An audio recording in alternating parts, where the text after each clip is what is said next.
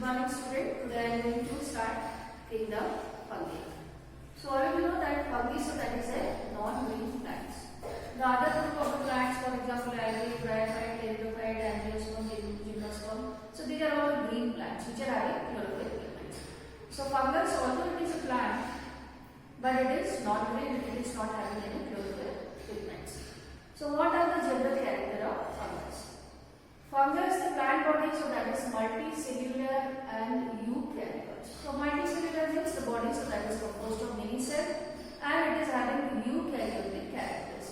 All of you know what is the difference between the prokaryotes and the eukaryotes.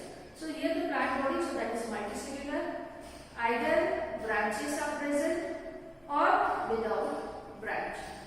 So the plant body, that is filamentous. You can find out, now these are just like thin thread filaments, and the filament, so that is called hyphae. These are all the microscopic filaments. Like for example, in the bread also, when we keep bread in our room for many days, then on bread you can find out some puffy white growth is developing. So that is actually fungus. Or you can find out some black mold, they are also developing on bread. So the plant body, so which is filamentous, so that is called hyphae. And when many hyphae together they are present. Now this is one single filament and that is called hyphae. When many filaments they are present together, then that is called mycelium. Okay. Now this filament, if wall is present, then we call it as septate. Septa means wall. And if the filament, the wall, so that is dissolved, there is no wall, then that is called aseptate. So either the filament it can be septate or it can be aseptate. And how fungi they are reproducing? They are reproducing either asexually or sexually. So it is divided into four classes. One is the Phycomycetes, second is the Ascomycetes, third is the Basidiomycetes, and the fourth, so that is Deuteromycetes. So one by one we will discuss all these four different classes. So first I will explain about Phycomycetes. So Phycomycetes, so that is a primitive class of fungus. Now here the plant body, that is called hyphae. And because it is running over the substratum, because the fungus, so that is saprophytic, it is growing on the dead and the decaying compounds. So when it is growing on the substratum horizontally, then this one is called stolen hyphae. Okay, and here also you can find out there is no wall, and if there is no wall, it seems to be a hollow tube, then this is called sinusoid. So normally what happens, one cell is having one nucleus, but when these walls they are dissolved, there is no wall, then this is a multinucleate condition. Multinucleate. So you can find out if this is the filament. The filament is having cytoplasm. In the cytoplasm, many nuclei are present. So the filament, so that is sinusoid. And from the base of the filament, also some hyphae they are developing, and these hyphae they are called rhizoid. So rhizoid, what is the function of the rhizoid? Rhizoid is entering into substratum.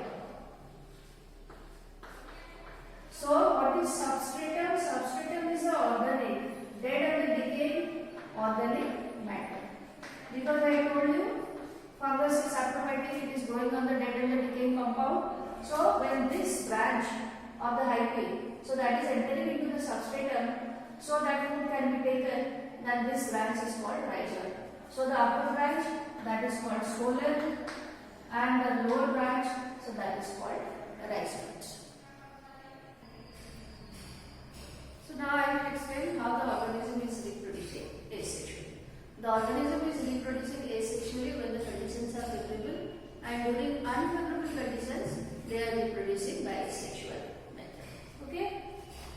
During favorable conditions, this is filament which is called hyphae. During favorable condition, one branch is developing in air. So this is aerial branch. Okay. Then gradually the branch, so that is increasing. The height is increasing, and this is called sporangiophore.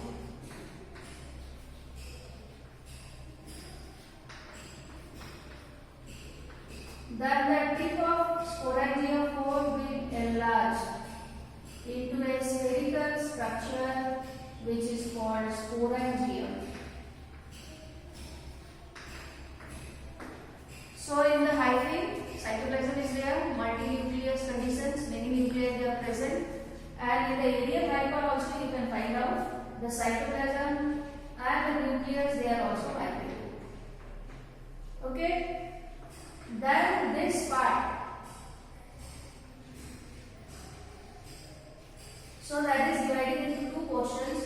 Now the outer peripheral portion is having cytoplasm and nucleus, and in the center mainly the vacuoles are aggregating. Vacuole, because in plant cell you know that many vacuoles they are present. So here also in the fungus filament you can find out the vacuoles are present. So in the sporangium, in the central portion, the vacuoles they are aggregating and they are making a structure which is called columella. Now in the peripheral part, cytoplasm and the nucleus are present. Then they are divided into small parts. Each part is having one single nucleus and cytoplasm. So like this you can find out they are divided into many parts. Then the middle portion, this is the columella, and you can find out ultimately they are developing into spores. So many spores are produced within sporangium. When the spores can mature, then the wall of the sporangium will break. Spores are liberated outside because they are minute and the microscopic. Wherever they are falling, water, moisture or the humidity is there, then they will germinate to produce new fungus. So this is the way how sexually they are reproducing. So now the next one, so that is sexual reproduction. Sexual reproduction, that is taking place during unfavorable conditions. Asexual is taking place during favorable conditions, and sexual is taking place during unfavorable conditions. Okay. Now here two hyphae. This is one hyphae. This is another hyphae. Okay. Now in fungus there is no difference between male and the female. So if difference is there, then we can call it as the plus and the minus. Or if there is no difference, then two filaments they will come close to each other. Then from these two filaments, outgrowth is developed.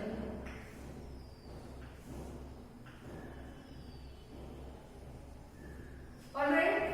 Now here you can see there are two outgrowths that they are developing, and this tip which is enlarged, that is called progametidium. Progametidium. Then ultimately you can find out this progametidium. So that is dividing into two parts. This is one filament. You can find out the basal part, so that is enlarged, and the basal portion, that is called suspensor, and the upper portion, that is called gametangium.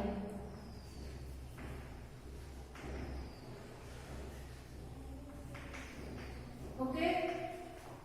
So the similar growth, so that is developing in both the filaments.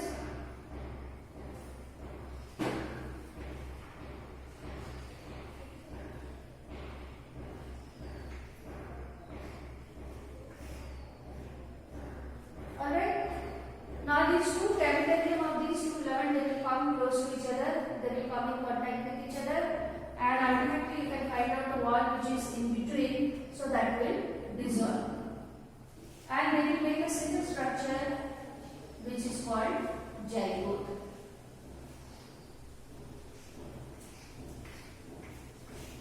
Okay, so this is zygote, and in the zygote you can find out the cytoplasm and the nucleus of two filaments, they are present together. Then this zygote will develop a thick wall around itself.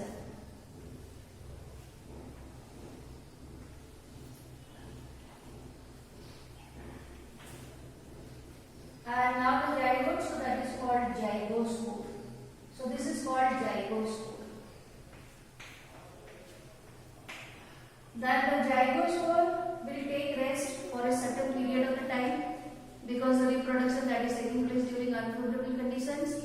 So when the favorable conditions will come, then the zygospore, the outer wall will break, and if this is the zygospore, this outer wall and the inner wall, they will break, and from this place one tube is developing which is called germ tube. Then the tip of the tube will enlarge to produce sporangium.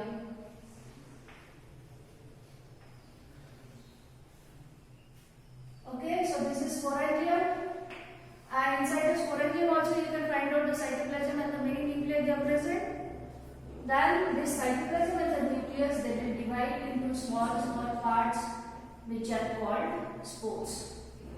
So when spores will mature, then the wall will break and spores will liberate outside, and wherever they will fall, they will germinate. Okay, so once again I am explaining. During sexual reproduction, two filaments, they will come close, lie parallel to each other. Then there is development of a growth, so that growth is called progametangium. Then gradually they are coming in contact with each other, and this progametangium, it is divided into two parts: the basal part, so that is called suspensor, and the upper part, which is having cytoplasm and the nucleus, so that is called gametangium. Then through gametangium, the middle wall will dissolve, and they will make one single structure which is called zygote. Then the zygote will develop a thick wall around itself. Now this is called zygospore. Zygospore will remain inactive during the unfavorable conditions. When favorable conditions will come, then the outer wall will break and it can produce a tube which is called germ tube. Then again the tip of the germ tube will swell to produce sporangium. Cytoplasm and the nucleus will divide into many small parts, and each part will develop into spores. When spores will mature, then the sporangial wall will break and the spores will liberate outside. So wherever they will fall, they will germinate and produce new individual. So this is the way how sexual reproduction is taken.